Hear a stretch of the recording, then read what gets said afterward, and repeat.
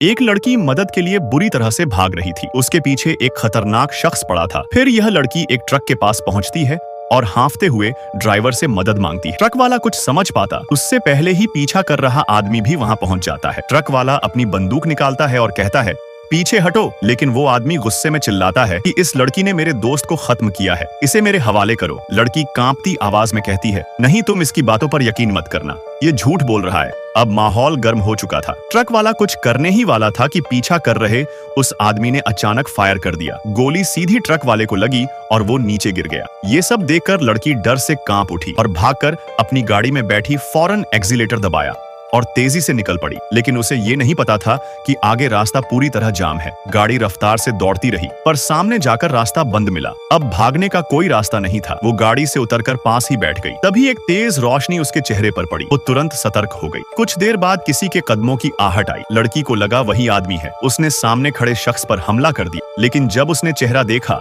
वो तो एक गरीब सा भिखारी था। लड़की हड़बड़ा गई और सारी कहानी उसी भिखारी को सुनाने लगी। लेकिन यह नहीं जानती थी कि वो भिखारी की आड़ में एक शिकारी है। बातचीत के दौरान भिखारी बहाने से कमरे से बाहर गया। लड़की को कुछ अजीब लगा। उसने आसपास देखा, कुछ पर्स, कुछ डॉक्यूमेंट्स, कुछ फोटो और कुछ लड़कियों की चीजें जो अब शायद इस दुनिया में नहीं थी। लड़की समझ चुकी थी वो अब एक और जाल में फंस चुकी है, लेकिन कुछ सोच पाती इससे पहले ही वो दोनों दरिंदे वापस आ गए।